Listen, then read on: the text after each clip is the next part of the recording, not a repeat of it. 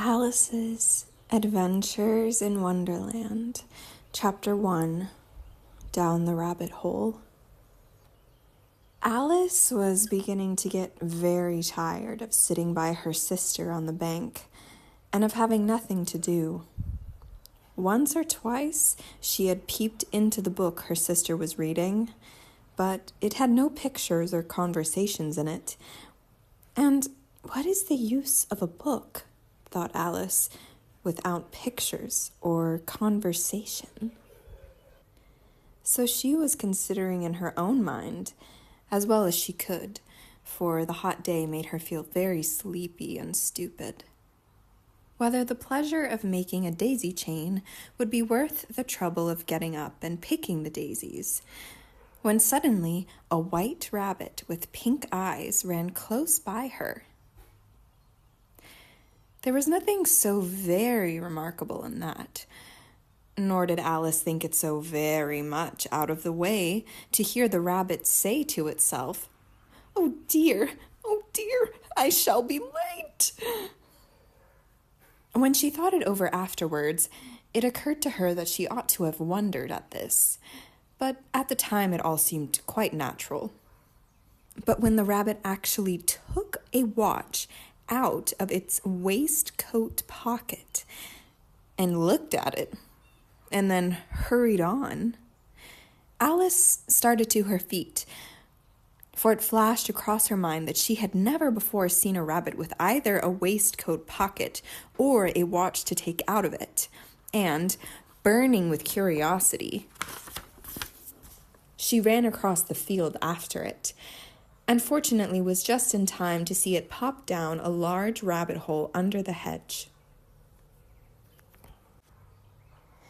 In another moment, down went Alice after it, never once considering how in the world she was to get out again. The rabbit hole went straight on like a tunnel for some way, and then dipped suddenly down. So suddenly that Alice had not a moment to think about stopping herself before she found herself falling down a very deep well. Either the well was very deep, or she fell very slowly, for she had plenty of time as she went down to look about her and to wonder what was going to happen next. First, she tried to look down and make out what she was coming to, but it was too dark to see anything. Then she looked at the sides of the well and noticed that they were filled with cupboards and bookshelves. Here and there she saw maps and pictures hung upon pegs. She took down a jar from one of the shelves as she passed. It was labeled orange marmalade, but to her great disappointment, it was empty. She did not like to drop the jar for fear of killing somebody, so managed to put it into one of the cupboards as she fell past it. "Well," thought Alice to herself, "after such a fall as this, I shall think nothing of tumbling downstairs. How brave they'll all think me at home. Why, I wouldn't say anything about it, even if I fell off the top of the house." Which was very likely true. Down, down, down. Would the fall never come to an end? "I wonder how many miles I've fallen by this time," she said aloud.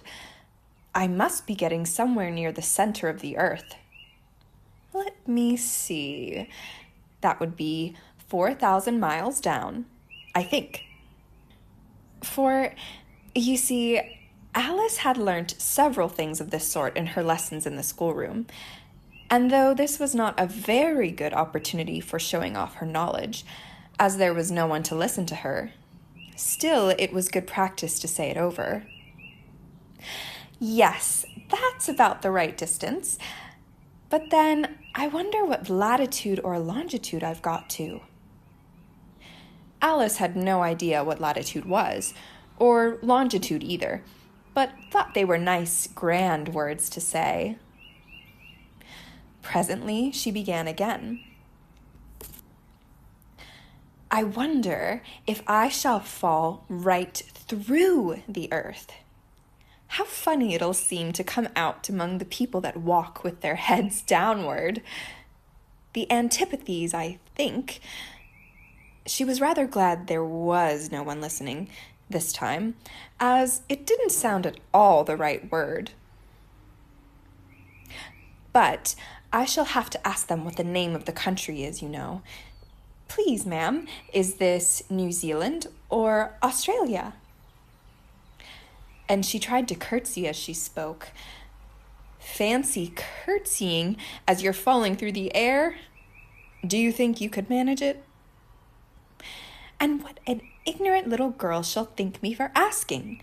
No, it'll never do to ask. Perhaps I shall see it written up somewhere. Down, down, down.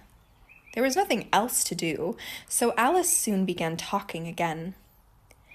Dinah'll miss me very much tonight, I should think. Dinah was the cat. I hope they'll remember her saucer of milk at tea time. Dinah, my dear, I wish you were down here with me. There was no mice in the air, I'm afraid, but you might catch a bat, and that's very like a mouse, you know. But do cats eat bats, I wonder? And here Alice began to get rather sleepy, and went on saying to herself, in a dreamy sort of way, do cats eat bats? Do cats eat bats? And sometimes, do bats eat cats? For, you see, as she couldn't answer either question, it didn't much matter which way she put it.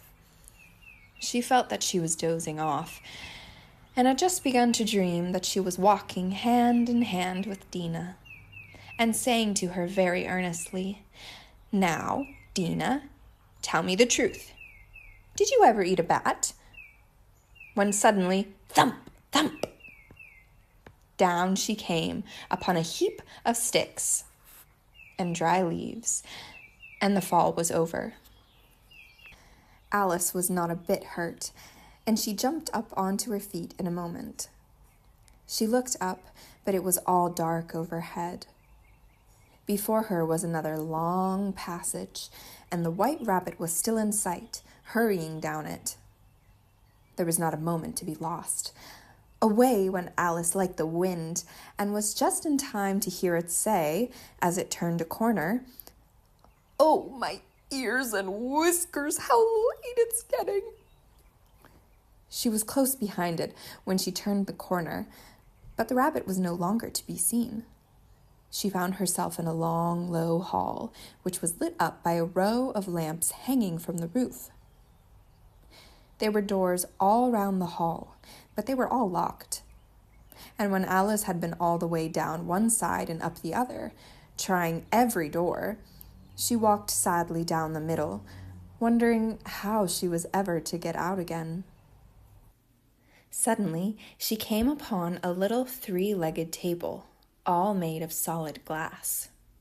There was nothing on it except a tiny golden key, and Alice's first thought was that it might belong to one of the doors of the hall. But, alas, either the locks were too large or the key was too small, but at any rate it would not open any of them.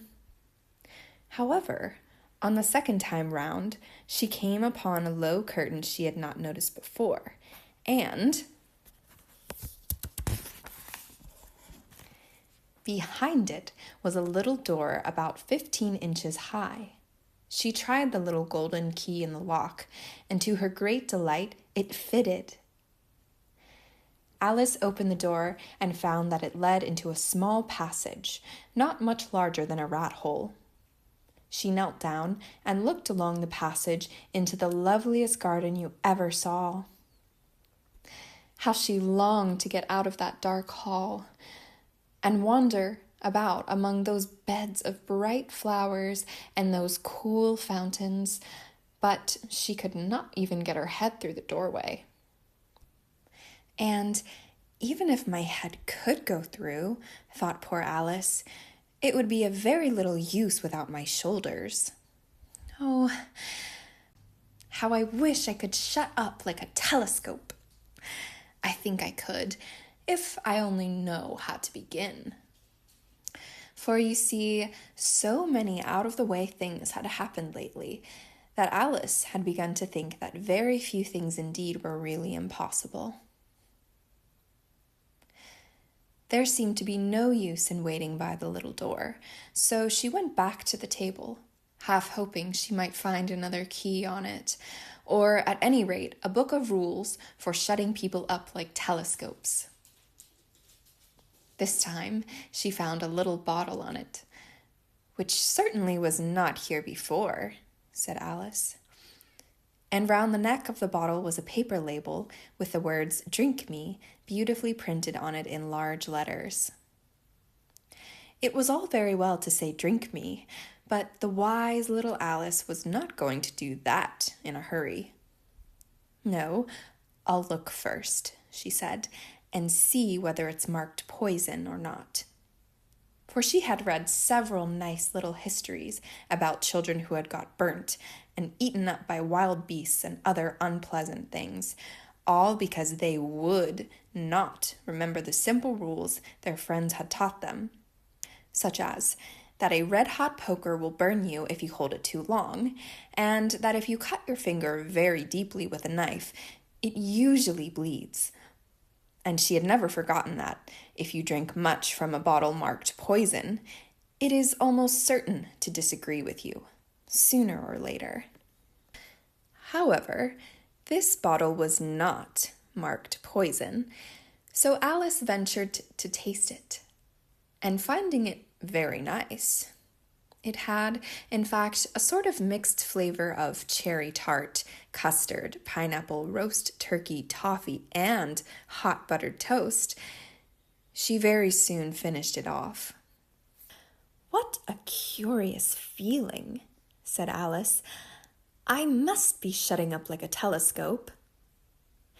And so it was indeed.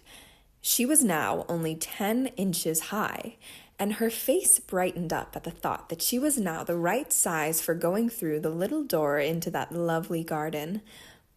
First, however, she waited for a few minutes to see if she was going to shrink any further. She felt a little nervous about this, for it might end, said Alice to herself, in my going out altogether like a candle.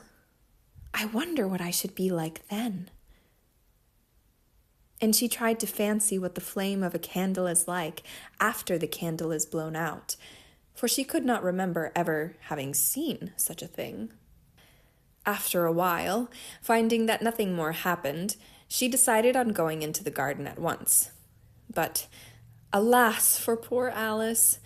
When she got to the door, she found she had forgotten the little golden key, and when she went back to the table for it, she found she couldn't possibly reach it.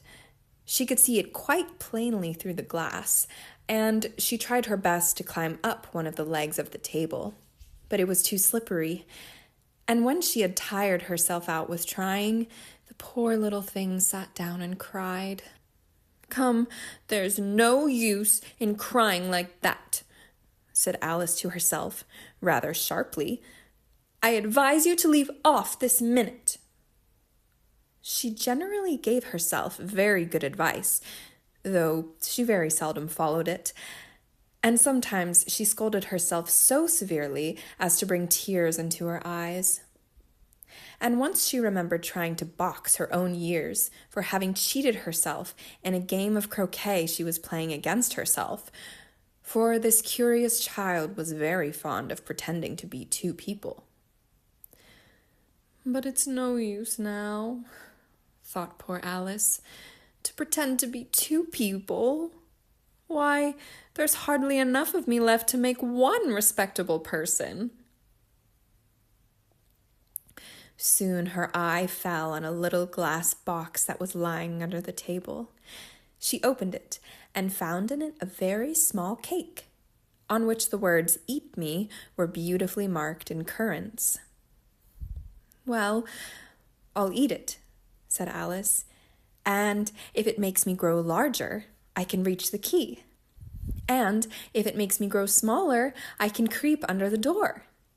So either way, I'll get into the garden, and I don't care which happens." She ate a little bit and said anxiously to herself, "Which way? Which way?" holding her hand on the top of her head to feel which way it was growing. And she was quite surprised to find that she remained the same size. To be sure, this generally happens when one eats cake, but Alice had got so much into the way of expecting nothing but out-of-the-way things to happen that it seemed quite dull and stupid for life to go on in the common way. So she set to work and very soon finished off the cake.